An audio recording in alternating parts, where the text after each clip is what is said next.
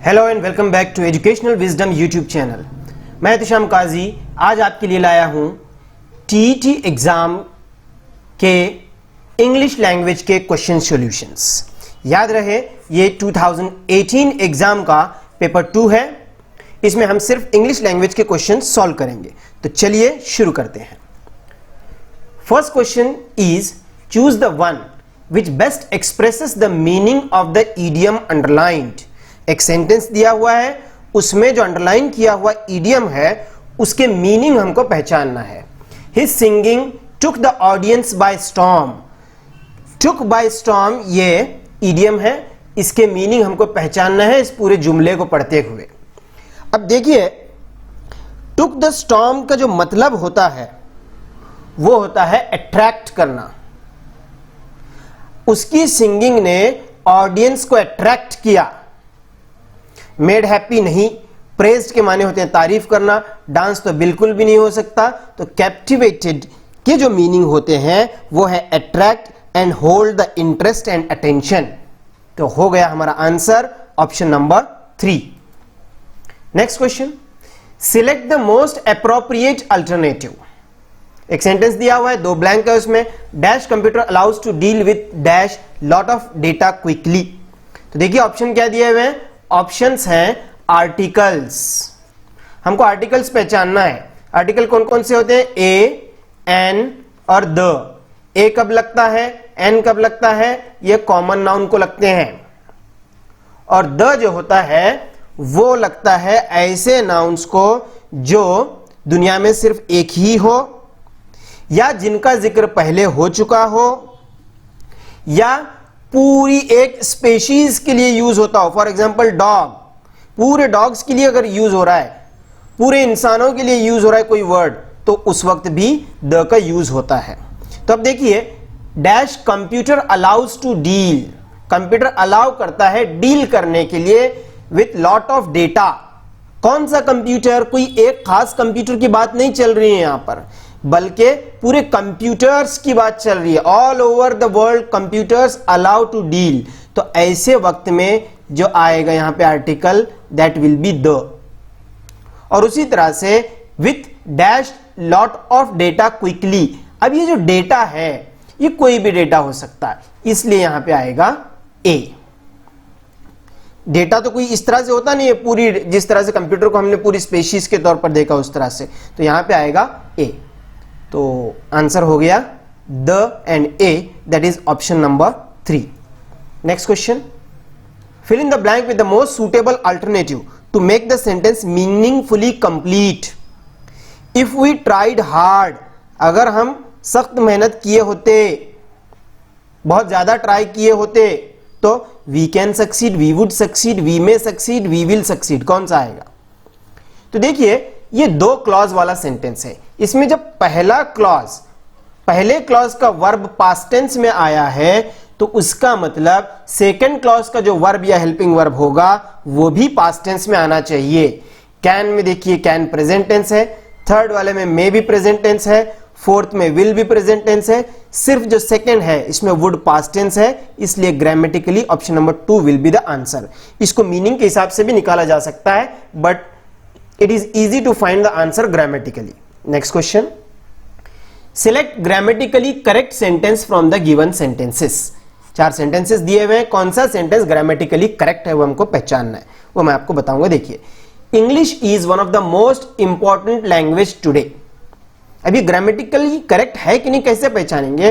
तो देखिए डिग्रीज में, जब हम डिग्रीज सीखते हैं तो एक बात याद रखिए, वन ऑफ द जब भी आएगा, वन ऑफ द, तो उसके बाद जो भी नाउन आएगा that will be in plural. तो यहां पे जो नाउन आया है लैंग्वेज, ये सिंगुलर है, इसलिए आंसर नहीं आ सकता। English is one of most, अब देखिए यहीं पर वन ऑफ मोस्ट आ गया, वन ऑफ द मोस्ट आना चाहिए, यहीं पर इसकी गलती हो गई, इसलिए ये भी आंसर नहीं हो सकता।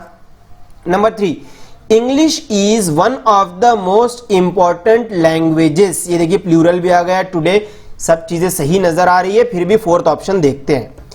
English is one of the important, most यहां पे आया ही नहीं है, इसलिए this can not be the answer. Option number 3 is the answer of this question. Let's move on to the question 5। The cry of the goat is called dash. ये जो question है एनिमल्स या बर्ड्स के cry का, ये हर paper में आपको मिलेगा। मींस टीईटी के जितने ईयर्स के क्वेश्चन पेपर्स हैं, उस हर ईयर में आपको क्राई ऑफ बर्ड्स या क्राई ऑफ एनिमल्स का क्वेश्चन मिलेगा। तो मैं आपको बता देता हूं, इसकी बेहतरीन तैयारी आप करके जाइए। यूकेजी, लोअर केजी या फर्स्ट स्टैंडर्ड के स्टूडेंट्स के बुक में आपको ये मिलेंगे, या यूट्यूब पे तो या गूगल पे आपको भरपूर मिल जाएंगे। जितने कॉमन एनिमल्स हैं, चाहे वो डोमेस्टिक हो, चाहे वाइल्ड एनिमल्स हो, चाहे बर्ड्स हो, उनके क्राइज को, उनके आवाज़ों को क्या कहते हैं, आपको इसकी तैयारी 100% करके जाना है। यही होगा, ये क्वेश्चन 100% आएगा। तो अब हमको क्या ढूंढना है, गोट की आवाज़ को क्या कहते हैं, दैट इज ऑप्शन नंबर 4 ब्लीट। लेकिन मैं आपको बाकी की आवाज़ें भी बता देता हूं। ग्राउल किसकी आवाज़ को कहते हैं, एक एनिमल होता है जिसको बैजर कहते हैं, उसकी आवाज़ को ग्राउल कहा जाता है। बज, फ्लाई की, मक्खियां, चाहे वो कॉमन हाउस फ्लाई हो हमारी मक्खियां, या वो शहद की मक्खियां हो जो आवाजें निकालते हैं, दैट इज कॉल्ड बज।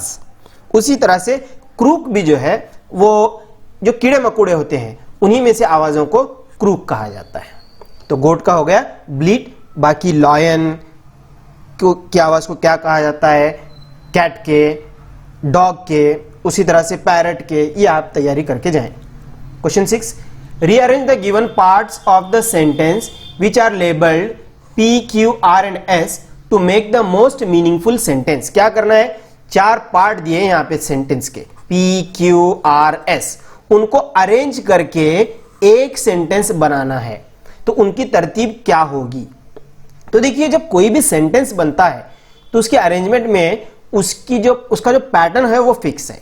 क्या पैटर्न है, पहले सब्जेक्ट होना चाहिए, सब्जेक्ट ऑफ द सेंटेंस, फिर वर्ब होना चाहिए, देन ऑब्जेक्ट होना चाहिए। एक्स्ट्रा पार्ट जो है वो वर्ब के साथ भी आ सकता है, ऑब्जेक्ट के साथ भी आ सकता है, और कभी कभी बिगिनिंग में भी आ सकता है। तो अब देखते हैं इसमें सब्जेक्ट क्या है, वर्ब क्या है और ऑब्जेक्ट क्या है। ये देखिए, वर्ब पहचानना सबसे आसान होता है। रूल किया, हुकूमत की, किसने रूल किया, N old king. N old king ये सबसे पहले आएगा, सब्जेक्ट है ना। वर्ब रूल है, किसने वर्ब किया, वर्ब का काम कौन कर रहा है, तो एन ओल्ड किंग कर रहा है, इसलिए क्यू पार्ट सबसे पहले आएगा। उसके बाद आएगा वर्ब। तो देखिए, ये वर्ब वाला पार्ट क्यू आर, ये क्यू आर क्या बन रहा है हमारा sentence, N old king ruled over his kingdom, ये बन रहा है। ठीक है। और अगर दूसरे हिसाब से अगर हम देखें, इसको पहले कंप्लीट कर लेते हैं। An old king ruled over his kingdom about 2000 years ago in south of India called Raja Raman. ये देखिए, कॉल्ड राजा रमन जो है ये किंग के लिए ही इस्तेमाल हो रहा है, इसलिए इस पार्ट को ये क्यू के साथ आना चाहिए।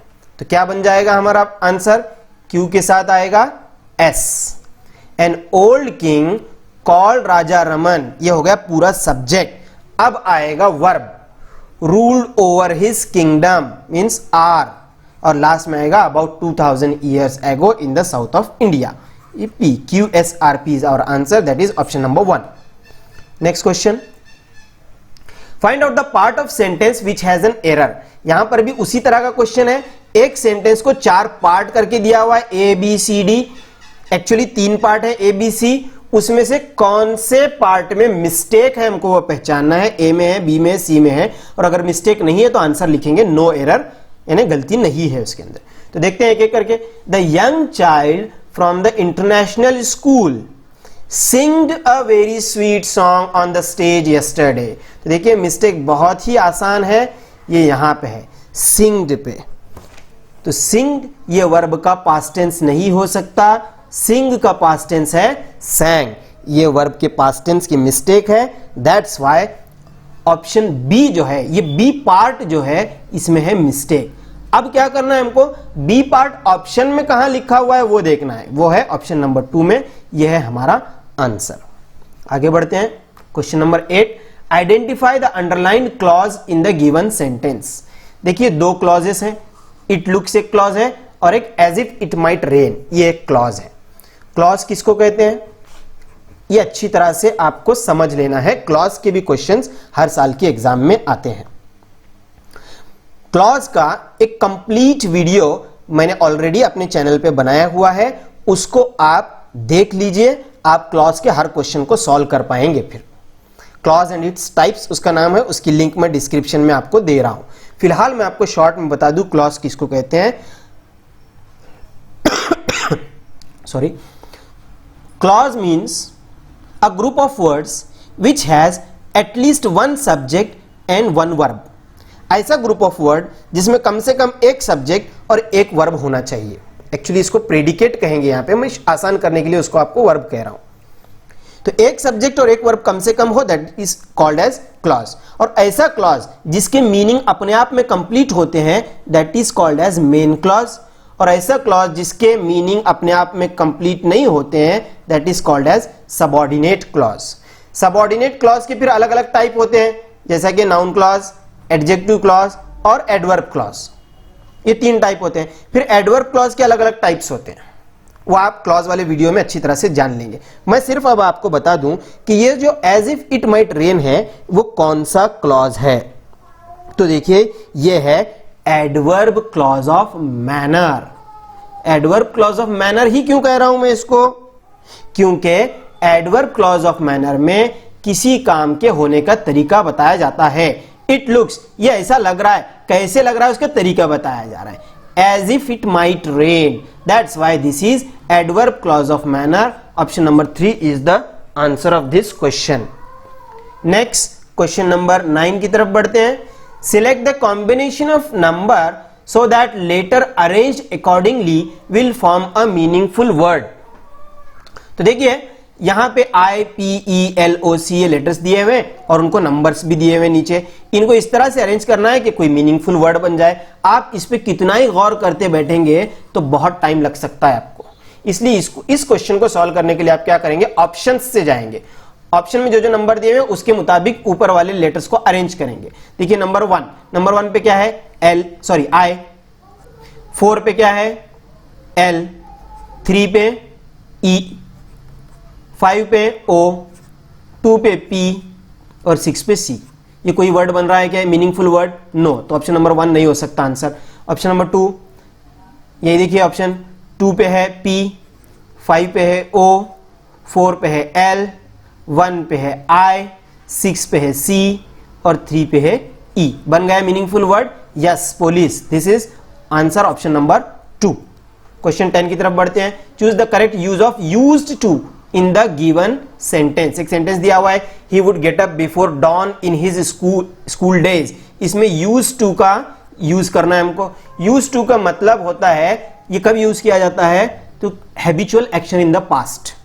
पास्ट में कोई चीज बार बार होती थी, ये बताने के लिए यूज टू और उसी मीनिंग में वुड का इस्तेमाल किया जाता है। समझ रहे हैं आप? दोनों के मतलब सेम है, दोनों का यूज सेम है। तो इसलिए हम क्या करेंगे, आप यूज टू को जब सेंटेंस में यूज करना है तो हम वुड को निकाल देंगे।